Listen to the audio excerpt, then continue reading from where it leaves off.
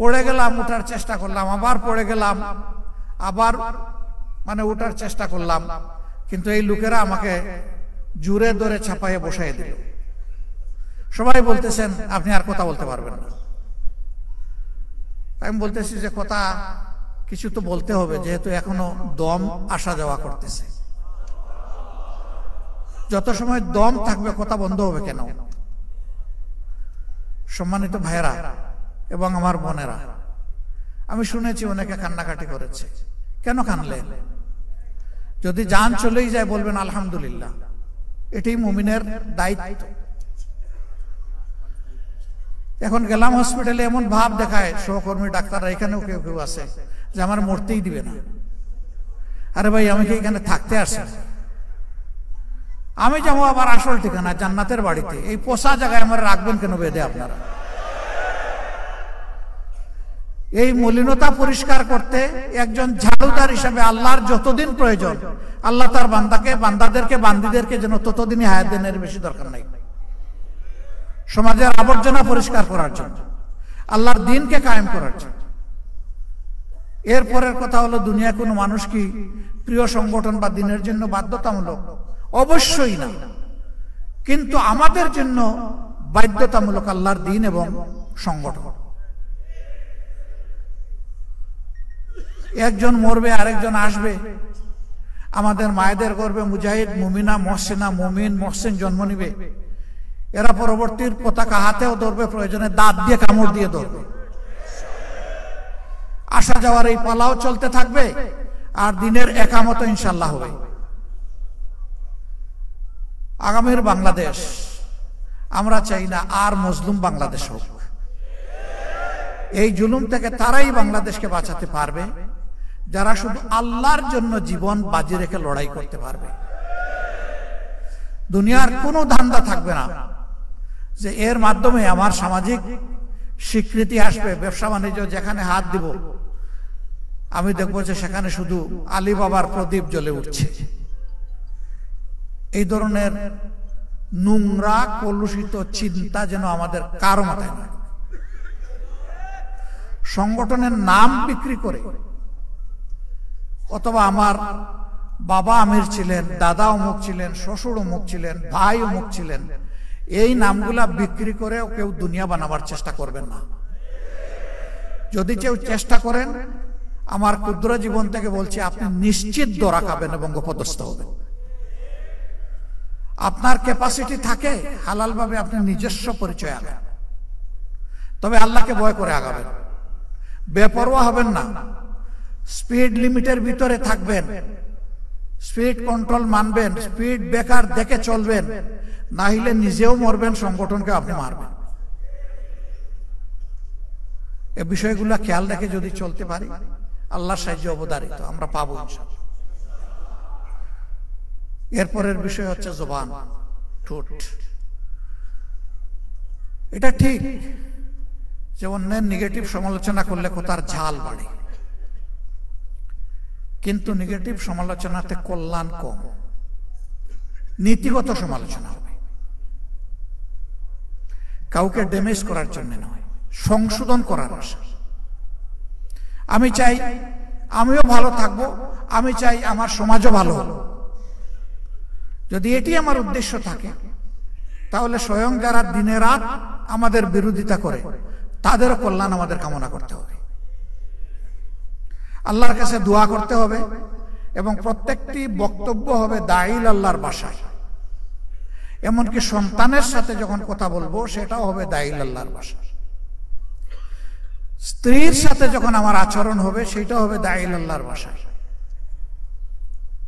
এইভাবে যদি সর্বক্ষেত্রে আল্লাহকে ভয় করে দাইল আল্লাহর দায়িত্ব আমরা পালন করতে পারি, ইনশাআল্লাহ একামতে দিনের দায়িত্ব আঞ্জাম দেওয়া সহজ হয়ে যাবে। আগামীর বাংলাদেশকে জয় করতে হবে ইনশাআল্লাহ। মনে রাখবেন, জামাতে ইসলামী হেরে গেলে বাংলাদেশ হেরে যাবে। এই বাংলাদেশের আশার প্রদীপ নিবু নিবু থাকলে এটি জামাত ইসলামী। এই প্রদীপকে আরো তেল, আরো শক্তি দিয়ে ইনশাআল্লাহ পূর্ণ মাত্রায় প্রজ্বলিত করতে হবে। তাহলে আমরা পারবো তো ইনশাআল্লাহ সেই নমুনা পেশ করতে। আপনারা যে পরিমাণ দৌড়াবেন আমাদের কর্মীরাও সেই পরিমাণ দৌড়াবে। আমি আশা করি ৫৬,০০০ বর্গ মাইলকে কলুষ মুক্ত করার জন্য, সব ধরনের অশান্তি এবং জুলুম থেকে মুক্ত করার জন্য এখন থেকে জিন্দেগির বাকি দিনগুলো, আগামী নির্বাচন নয়, জিন্দেগির বাকি দিনগুলো ইনশাআল্লাহ আমরা আল্লাহ তাআলাকে ওয়াকফ করে দিলাম। আপনারা রাজি আছেন? কিছু ভাই রাজি আছে, আবার কিছু ভাই এই দিকেও থাকে।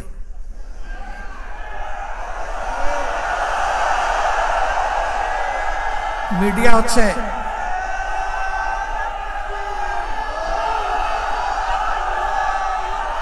মানে তো ভাইরা, ওইটাই আল্লাহকে বলেছে ইন্না সলাতি ওয়া নুসুকি ওয়া মাহইয়ায়া ওয়া মামাতি লিল্লাহি রাব্বিল আলামিন। হে আসমান জমিনের মালিক, তুমি সাক্ষী থাকো। আরেকবার আমরা তোমাকে সাক্ষী রেখে আমরা বলে দিলাম আমরা প্রস্তুত। আল্লাহ কবুল করুন। সম্মানিত বন্ধুগণ, আল্লাহ তাআলার মেহেরবানি,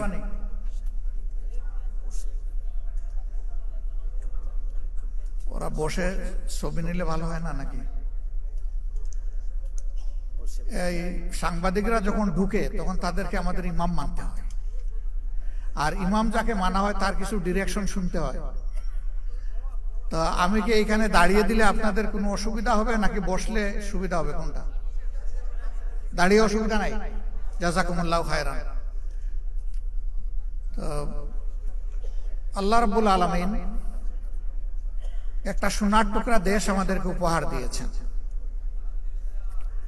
এখানে আমরা যারা আছি, আমার বিশ্বাস আমি একা নই, অনেকেই নারী পুরুষ এবং সাংবাদিক বন্ধুরা দুনিয়ার বহু দেশ ঘুরার, দেখার, বুঝার সুযোগ হয়েছে। এমন দেশ খুব কমই পাবেন সারাটা দেশটা সবুজ চাদরে ঢাকা, অথবা রূপালী সম্পদে ভরপুর। এখানে গাছপালাতে, গাছের পিছনে খুব বেশি বিনিয়োগ করতে হয় না। এখানে পানিতে মাছ ফলানোর জন্য বড় কোনো বিনিয়োগ করতে হয় না। শুধু গাছগুলা ধ্বংস না করলে হলো, আর পানির মাছকে লুণ্ঠন না করলে হলো। আল্লাহ তাআলা মাটির উপরে, পানির ভিতরে, পানির নিচে, সমুদ্রের গভীরে এবং সমুদ্রের তলায় সব জায়গায় সম্পদ দিয়েছে। সম্পদের কোনো কমতি নাই। একটা সম্পদের অভাবের কারণে এই দেশটা হামাগুড়ি খাচ্ছে, এখন উঠে আর পড়ে, উঠে আর পড়ে। সেই সম্পদটা হচ্ছে সততার সম্পদ। যদি আমাদের দেশে লুণ্ঠন, চুরি, চামারি, বাটপারি না থাকতো, চাঁদাবাজি, দখলদারি না থাকতো, যদি নির্বাচিত প্রতিনিধিগণ,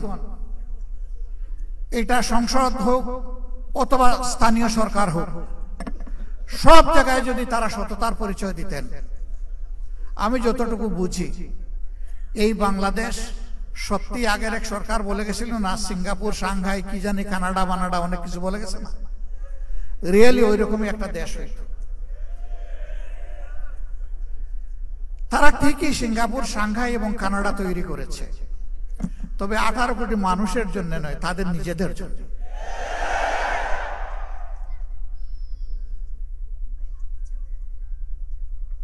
এই জন্য আমরা সবসময় বলি, এ বাংলাদেশ আমাদের গর্বের বাংলাদেশ, প্রিয় বাংলাদেশ। যে যাই বলুক, যে যা সমালোচনা ইচ্ছা করে সারা দিন রাত করতে থাকো, এর প্রমাণ আমরা চেষ্টা করছি দেওয়ার। প্রথমত এই দেশের মানুষকে আমরা ভালোবাসি, এ দেশের মাটিকে আমরা ভালোবাসি।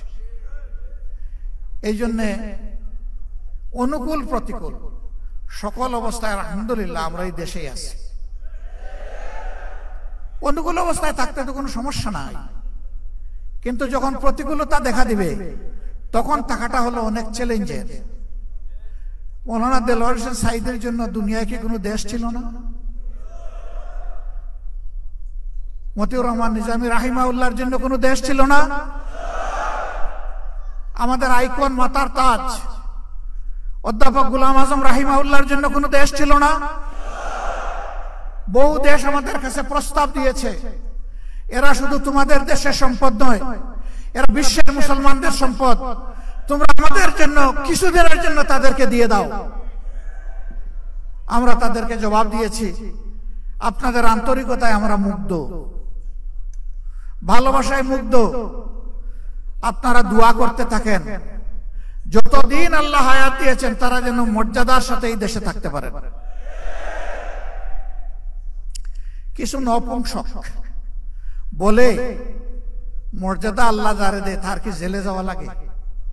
আরে তোমরা তো আগে বলেছিলে, এখন তোমাদের ব্যাপারে আমরা কি বলবো একটু বলো তো। আমরা ওটা বলতে চাই না। এরা বিবেকহীন, বুবা, বেওকুফ। আল্লাহর নবীরা জেল কেটেছেন, তো নবীর উম্মতদের সেই সুন্নত পালন করতে হবে না? আমাদের নবী কিন্তু একজন না, আমরা এক নবীর উম্মত, কিন্তু আল্লাহর সমস্ত নবীরা আমাদের নবী। ইসলামী একমাত্র ধর্ম সমস্ত নবীর নাম শুনলে সম্মান প্রদর্শন করে। আরেকটা ধর্ম এরকম দুনিয়া এখন খুঁজে পাওয়া যাবে না যে সমস্ত নবীকে সম্মান করে, কমপক্ষে এক দুইজনকে কুচা মারে। This is Islam, Islam and only Islam. এটাই একমাত্র অসাম্প্রদায়িক ধর্ম। না রে ভাই, দেশের ভিতর থেকে আমরা দাওয়াত পেয়ে যাইনি, আবার দেশের বাইরে থাকা লোকটাকে কেউ আটকায় রাখতে পারেনি। তিনিও সকল মায়ার বাঁধন ওই জগতের মায়াজাল ছিন্ন করে তার দায়িত্বের অনুভূতির কারণে তিনি একজন ফাইটার হিসাবে, আল্লাহর একজন সৈনিক হিসাবে আদালতে দাঁড়িয়ে তিনি বলবেন, আমার বিরুদ্ধে যত অভিযোগ, হে আল্লাহ তুমি সাক্ষী থাকো, সব মিথ্যা।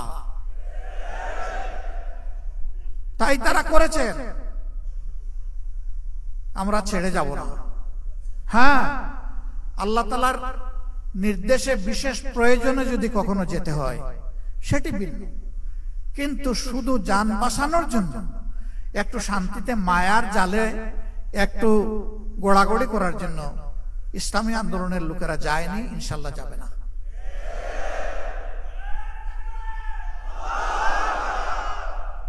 আমি বলে থাকি, যাবই বা কোথায়? আমাদের তো একটি বেগম পাড়াও নাই, পিসি পাড়াও আমাদের নাই, যাব কোথায়? কারো আছে বেগম পাড়া, কারো আছে পিসি পাড়া, আমাদের নাই তো ওটা, এবং আমাদের এটা প্রয়োজনও নাই। আলহামদুলিল্লাহ, আল্লাহ যে জায়গায় মায়া করে, মহব্বত করে পয়দা করেছেন, এই জায়গাতেই যেন আল্লাহ বেশি করে বরকত দিয়ে দেন, এবং সেই বরকতটা শুধু যারা মুমিন মুসলমান, সাচ্চা মুসলমান না, আল্লাহর পক্ষ থেকে রহমত যখন জোরে, ওই নাফরমানও রহমতের অংশীদার হয়ে যায়। দুনিয়ায় সেও তার ভাগ পায়, আখিরাতে আল্লাহ রহমতের হিসাব তার কাছ থেকে নেবেন, কিন্তু দুনিয়ায় সেও পেয়ে যাবে। এই জন্য আমরা যা চাই এটি হচ্ছে যে আইন, আল্লাহর আইন হচ্ছে শ্রেষ্ঠ আইন। আজ পর্যন্ত কারো বলার দুঃসাহস হয় নাই যে আল্লাহর আইনের চাইতে জমিনের উপরে কোনো শ্রেষ্ঠ আইন নাই।